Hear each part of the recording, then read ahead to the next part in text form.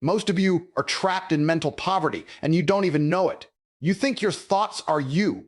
They're not. They're recycled garbage, hand-me-down beliefs. Weak patterns you've rehearsed so many times, they feel natural. Here's the truth. Your brain doesn't care about your feelings. It obeys repetition. And right now, it's obeying weakness. You say you want discipline. You say you want money, power, control. But what do you repeat every day? Complaints, excuses, doubt. You rehearse failure in your head like it's a script. Then you're shocked when your life plays out exactly the way you practiced it. That's not bad luck. That's programming. You programmed yourself to lose. Repetition is the language of the mind. Whatever you say, do, think, and tolerate over and over again becomes your identity, not your goals, not your intentions, your repetitions. If you wake up late every day, you're not trying to improve. You're training yourself to be average. If you hesitate every time pressure hits, you're wiring yourself to fold. The brain doesn't judge, it installs. Now let's talk about speaking in tongues, not some soft spiritual nonsense. I'm talking about the private language you speak to yourself every single day. The words in your head when nobody's watching. That internal dialect determines your rank in life. Most men speak the tongue of fear. What if I fail? What will they think? Maybe I'm not ready. That's the vocabulary of submission. Powerful men speak a different language. Short, decisive, brutal. I execute. I adapt. I dominate. And they don't say it once like a motivational quote. They repeat it through action until it becomes law inside their nervous system. That's how identity shifts. Not through hope, through relentless rehearsal. Your mind is a battlefield and repetition is the drill sergeant. Every repeated thought is a command. Every repeated action is a vote for who you are becoming. Do you think champions wake up motivated? No, they've repeated discipline so many times that hesitation feels foreign. They've trained their brain to move before emotion has a say. You want control? Then control what you repeat. You want dominance? Then dominate your inner language. Cut out the weak phrases. Delete them.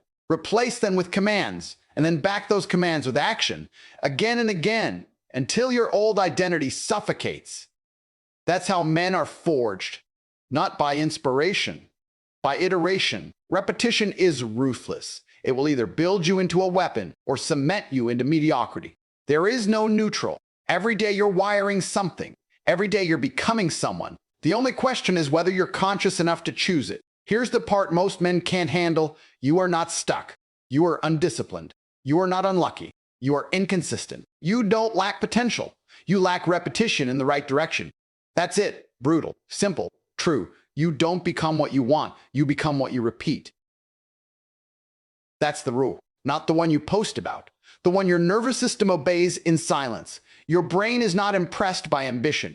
It does not reward potential. It does not care about your dreams, your vision board, or the speech you gave yourself at 2 a.m. It responds to patterns, cold, mechanical patterns. Whatever you do consistently, it assumes is important for survival.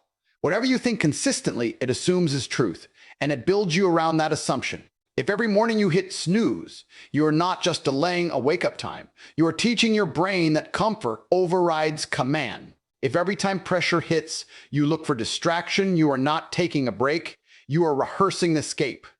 Rehearse escape long enough, and your identity becomes someone who runs. Not once, not occasionally, by default. This is where most men lie to themselves. They believe intensity matters more than consistency. They think one brutal workout cancels 10 lazy days. They think one inspired week erases months of inconsistency. It doesn't. The brain does not average effort. It recognizes frequency. If weakness appears more often than strength, weakness becomes the installed setting. Repetition is installation. Every action is a line of code. Every thought is a command. Repeat, I'm tired, often enough, and your body will comply. Repeat, I execute regardless, often enough, and hesitation begins to feel unnatural. The brain adapts to what it experiences most. It trims away what it doesn't use. That's how neuroplasticity works. Circuits that fire together, wire together. And you are choosing which circuits fire every single day. Understand the danger here. You could unintentionally train yourself into mediocrity. Complain daily, and complaining becomes reflex. Avoid confrontation repeatedly, and your system associates discomfort with threat. Scroll endlessly and your dopamine pathways reshape around cheap stimulation. None of this feels dramatic in the moment. That's why it's lethal. It's subtle. It's quiet. It compounds. On the other side of that equation is power. When you repeat discipline, even in small doses, you begin building neural authority. Wake up on command for 30 days straight and the resistance weakens. Train consistently and the internal negotiation shortens. Speak to yourself in decisive language long enough and doubt loses its volume. This isn't hype, it's conditioning. Most men are waiting to feel different before they act different. That's backwards. Feeling follows repetition. Confidence is not an emotion you summon. It's a side effect of repeated proof. When you execute despite fatigue, your brain records it. When you keep promises to yourself, your brain upgrades your self-image. Identity is not declared, it's demonstrated repeatedly until the system accepts it as fact. There is no neutrality in this process. You're always wiring something. Every day you either strengthen the discipline circuit or the comfort circuit. You either reinforce control or reinforce excuses, and once a pathway becomes dominant, it runs automatically. That's why some men move with precision under pressure while others collapse. It's not genetics, it's rehearsal. If you truly want to change, stop obsessing over outcomes and start auditing repetition. What do you think about daily? What do you tolerate daily? What do you practice daily? That is your future, already forming. The brain is loyal to consistency, not desire. You don't need a new goal, you need a new pattern. You don't need more motivation. You need higher standards for what you allow yourself to repeat. Because once repetition shifts, the mind follows. And once the mind follows, behavior stabilizes. And when behavior stabilizes, results become predictable. This is not inspirational. It's mechanical, it's controllable, and it's unforgiving. Your brain is listening to everything you do every day, and it is building you accordingly. There is a voice in your head that never shuts up. Most men let it speak unchecked. That's their first mistake. Your internal dialogue is not harmless background noise. It is command structure. It sets posture before you enter a room. It decides whether you speak or stay silent. It determines whether you push through pressure or retreat into excuses. The language you tolerate inside your own mind becomes the standard you live at outside of it. If your inner voice says, "What if I fail?" your body tightens. If it says, "I'm not ready," your performance drops before you even begin. If it whispers, "This might be too much for me," you've already negotiated against yourself. You think those are just thoughts. They are not. They are directives. Your nervous system responds to them as if they were orders from a superior. Most men speak the dialect of doubt fluently. They rehearse insecurity with precision. They repeat soft phrases so often that weakness feels rational. "Maybe later. I'll try. Let's see what happens." That is not neutral language. That is passive positioning. It signals hesitation. It invites second guessing. It conditions submission. Language shapes perception. Perception shapes behavior. Behavior shapes results. If your vocabulary is built around uncertainty, your life will mirror that instability. High-performing men understand something most people never grasp. The words inside your head must reflect the standard you expect to uphold. This is not about blind positivity. It's about authority. There's a difference between pretending to be confident and commanding yourself to act. "I hope this works," creates tension. "I will make this work," creates movement. One seeks permission from the world, the other issues instructions to it. Your brain does not distinguish between an external command and a repeated internal statement. If you tell yourself consistently, "I'm disciplined," your system begins aligning behavior to avoid cognitive conflict. If you tell yourself consistently, "I'm bad with money," you unconsciously validate that identity through reckless decisions. Self-concept drives action more than willpower ever will. Men who dominate environments do not allow sloppy internal speech. They are precise, direct, minimal. Handle it. Adapt. Execute. No emotional essays. No dramatic narratives. Just clarity. Clarity reduces hesitation. Hesitation kills momentum. You can measure a man's ceiling by listening to his self-talk under stress. Pressure amplifies your default language. If your default is self-criticism, you spiral. If your default is command, you stabilize. That's why training your internal voice matters more than chasing motivation. Motivation fluctuates. Internal authority can be conditioned. Pay attention to how you narrate setbacks. Do you say, "This always happens to me"? That is victim framing. It reinforces powerlessness. Or do you say, good, now I adjust? That reinforces control. Same event, different internal language, completely different outcome trajectory. Your inner dialogue also defines how others perceive you. When you speak externally, the tone of your private thoughts leaks through. Insecure internal language produces subtle physical cues, lowered eye contact, defensive posture, hesitant speech. Confident internal language produces decisiveness. You cannot fake dominance if your internal narrative is built on doubt. The body exposes the script. Here's the uncomfortable reality. If you wouldn't take advice from someone, why are you listening to the weakest version of yourself? Most men allow their most insecure thoughts to sit at the head of the table. They negotiate with fear. They justify procrastination. They entertain self-pity. That is undisciplined thinking. You must audit your mental vocabulary with the same intensity you audit your finances or your fitness. Remove passive phrases.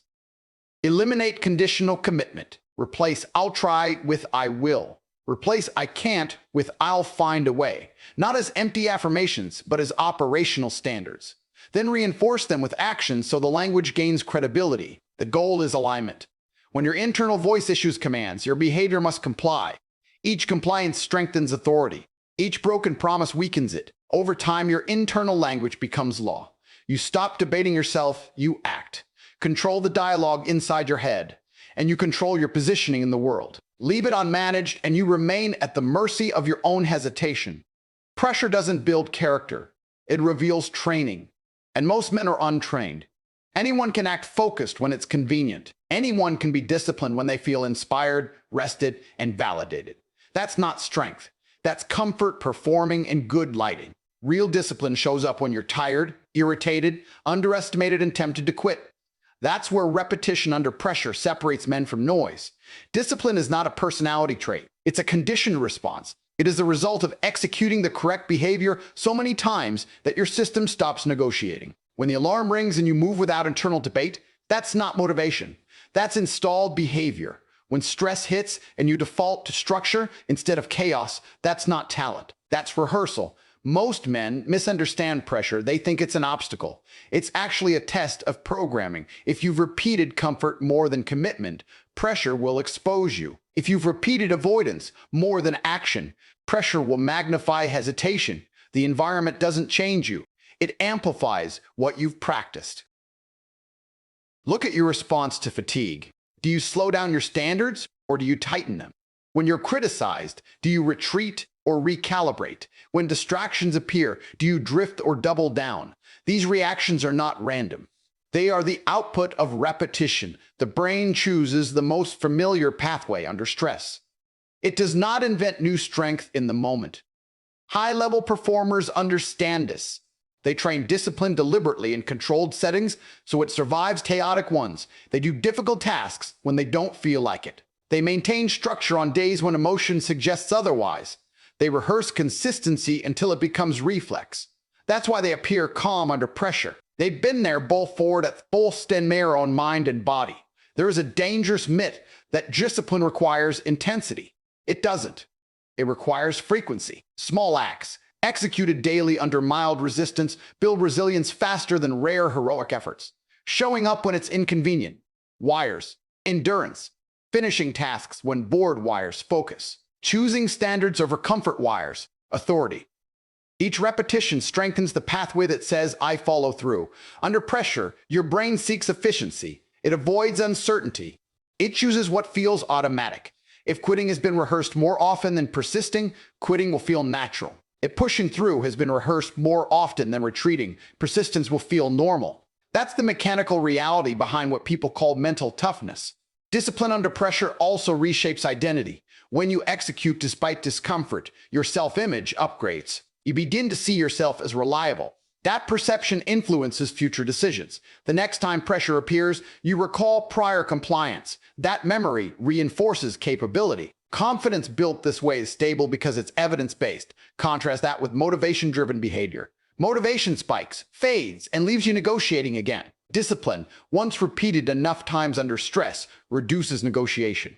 The gap between decision and action shrinks. That gap is where most men lose power. They overthink. They rationalize. They stall. Discipline eliminates that space. Pressure will always exist. Deadlines, competition, financial uncertainty, social expectations. You cannot eliminate it. You can only train for it. Every time you choose structure over impulse in a low-stakes environment, you prepare for high-stakes moments. Every time you finish what you start despite friction, you reinforce the habit of completion. The man who thrives under pressure is not fearless. He is conditioned. His nervous system recognizes stress and responds with protocol instead of panic. That protocol was built through repetition. It was earned through days when he wanted to stop but didn't. If you want to know your true level, observe yourself when no one is watching and when everything feels inconvenient. That is your training speaking. And if you don't like what you see, the solution is not more hype. It is more repetition under resistance. You are not discovering who you are installing who you are. And most men are running outdated software. Identity is not some mystical truth hidden inside you waiting to be unlocked. It is a pattern recognition system built from repeated behavior. Your brain looks at what you do consistently and draws a conclusion. This is who he is. Not based on what you say, not based on what you post, based on what you repeat. If you train 3 times a week for a year, your brain begins to label you as someone who trains. If you procrastinate daily, it labels you as someone who delays. That label matters, because once the identity is formed, behavior starts aligning automatically to protect it. The mind hates inconsistency. It will push you to act in ways that confirm your installed self-image. This is why most men feel stuck. They're trying to change behavior without changing identity. They say, I want to be disciplined, but their repeated actions have already told their brain they are inconsistent. When pressure hits, the brain defaults to the stronger pattern. And the stronger pattern is built on frequency, not desire. Every action is a vote. Miss a workout, that's a vote. Keep a promise to yourself, that's a vote. Scroll for 2 hours instead of building your skill, that's a vote. These votes accumulate quietly. You don't notice the shift in real time, but your brain is counting. Over weeks and months, the majority wins, and the majority becomes you. The danger is subtle repetition. It's not the massive failure that installs weakness. It's the small compromises repeated daily. One skipped commitment feels harmless. One excuse feels justified. But repetition turns exceptions into standards.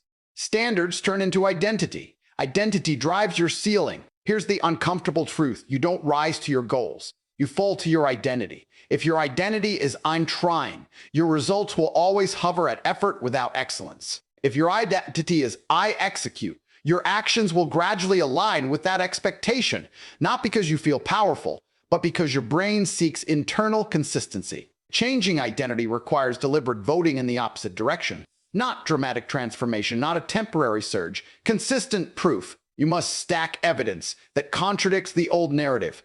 If you believe you lack discipline, you must repeatedly act with discipline until your brain has no choice but to update the file. It does not update from affirmations.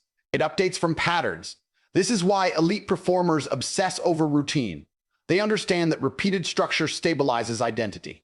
Wake up at the same time, train at the same time, build at the same time. Over time, these patterns stop feeling forced. They become self-description. I am this type of man. That statement is powerful because it has data behind it. Most men sabotage themselves by protecting a weak identity. They say, that's just how I am. That sentence locks the door. It freezes growth. But who you are is simply the result of what you've rehearsed. Change the rehearsal and the character shifts. Your environment also reinforces identity. If you surround yourself with men who repeat mediocrity, your brain normalizes it. If you surround yourself with men who repeat standards, your brain recalibrates upward. Identity is social as much as it is behavioral. What you see often, you accept. What you accept, you mirror. There is no hidden version of you waiting for permission. There is only the version you are building to repetition. If you want a stronger identity, start casting different votes.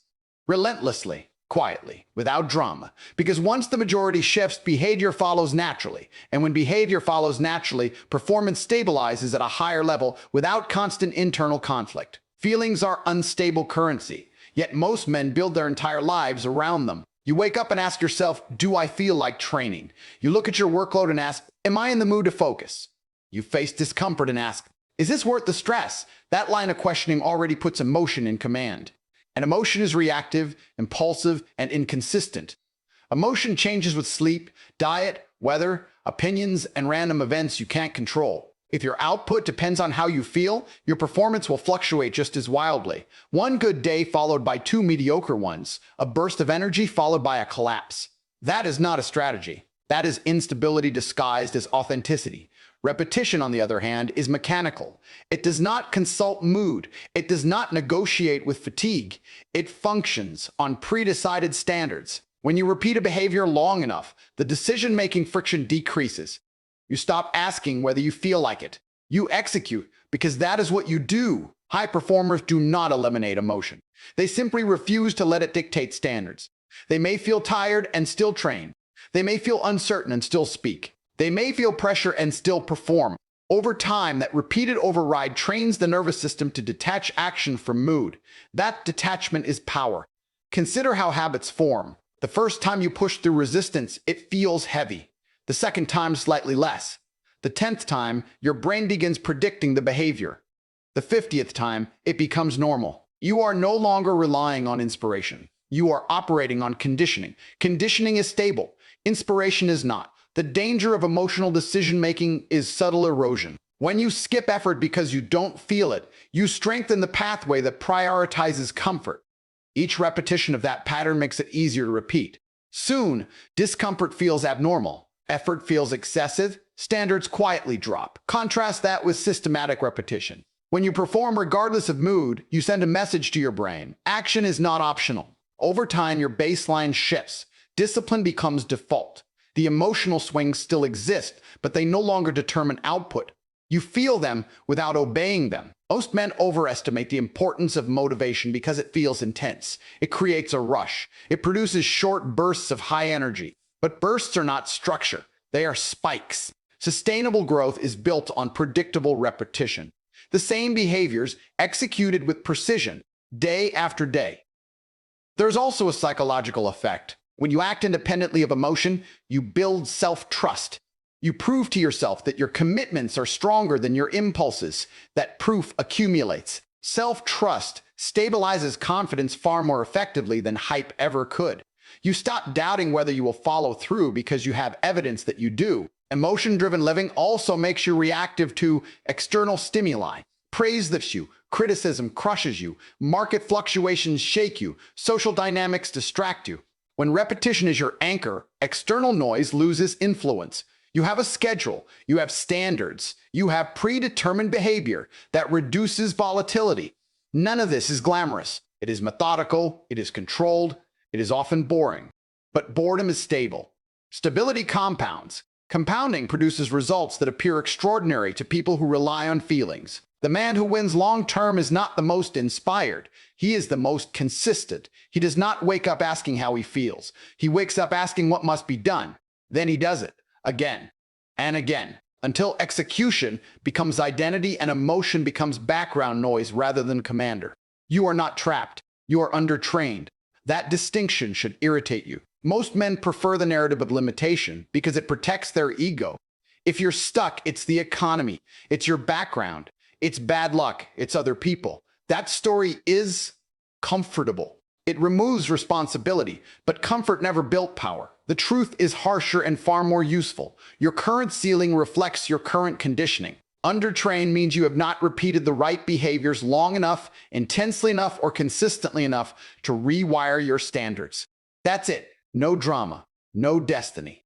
Just a gap in repetition. Look at any area where you claim weakness, discipline, focus, confidence, financial control, communication.